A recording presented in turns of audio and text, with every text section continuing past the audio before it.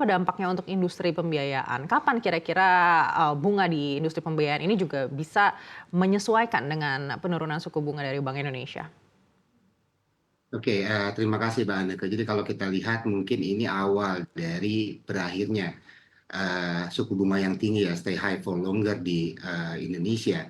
Ini menjadi stimulus yang cukup lumayan baik bagi khususnya perusahaan pembiayaan. Jadi kalau kita lihat memang suku bunga ini sangat berpengaruh terhadap daya beli dari sisi masyarakat khususnya untuk pengambilan kredit. Mudah-mudahan dalam waktu tidak lama ini akan direspon juga dengan penurunan suku bunga acuan untuk penerapan ke masyarakat. Dan ini kalau kita lihat adalah menjadi stimulus yang cukup lumayan baik di kuartal keempat, di mana kita tahu memang banyak sekali kendaraan-kendaraan yang dikeluarkan model-model baru dari mulai pameran-pameran dan mungkin pameran ke depan akan diikuti dengan penurunan suku bunga dari industri pembiayaan. Begitu Pak Anega. Baik, tapi kalau harapan Anda sendiri, Pak Aris, kira-kira akan berapa kali lagi ada pemangkasan hingga akhir 2024 ini?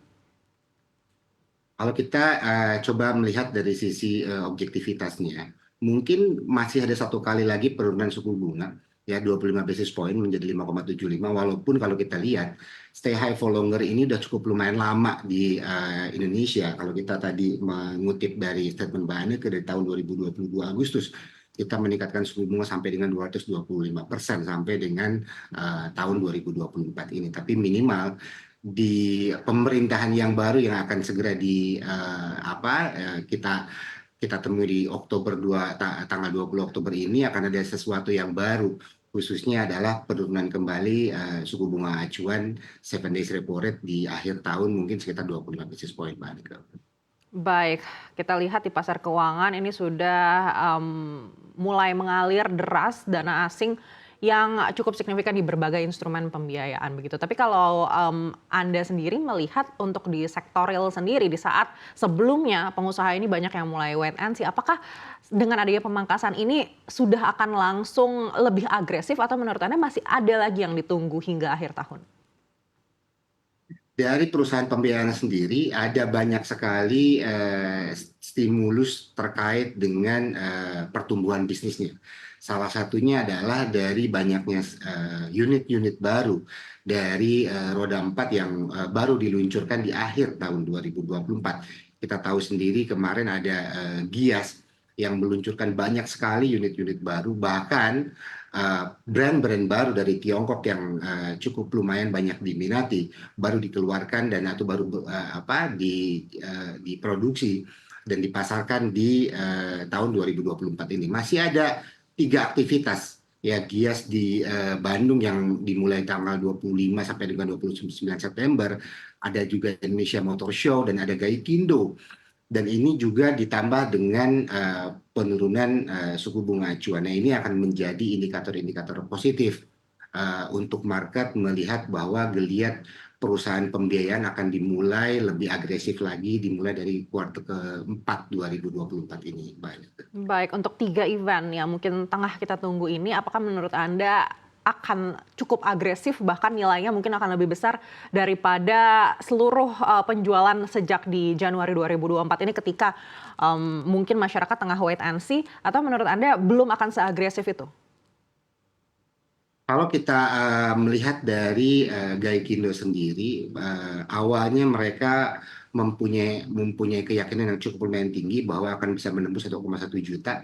Walaupun di tengah jalan melakukan revisi dan masih belum ada keluar prediksi di full year tahun 2024 seperti apa, tapi kita sangat yakini dengan banyaknya unit-unit atau brand baru khususnya dari produk-produk Tiongkok yang masuk dan angka di exhibition Gaikindo Gias kemarin juga cukup lumayan antusiasnya tinggi terkait dengan produk-produk baru.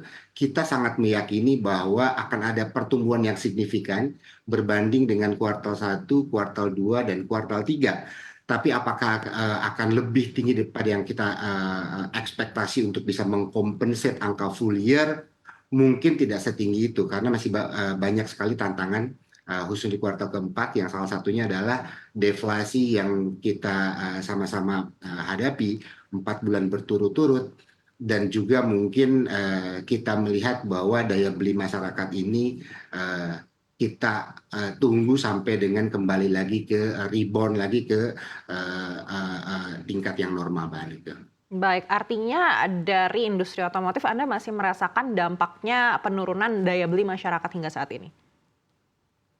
Kalau kita lihat dari data yang ada, data industri ya, asosiasi perusahaan pembiayaan, kalau kita lihat year on year ada sedikit pelemahan untuk peningkatannya. Jadi kalau kita lihat data per Juli per Juli, aset kelolaan dari perusahaan pembiayaan itu ada sekitar 408 triliun 2022, meningkat sekitar 16% ke 2023 di periode yang sama ke 473 triliun. Tetapi kalau kita perbandingkan di 2023 di periode yang sama dibandingkan dengan 2024 itu ada peningkatan tapi pelemahan dari 16% ke angka 10%.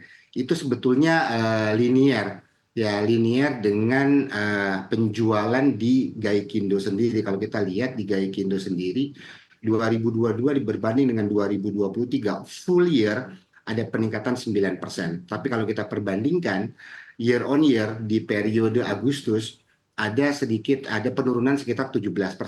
Nah, ini kalau kita lihat memang penurunannya sangat berasa terkait dengan berbagai macam kondisi ekonomi yang ada.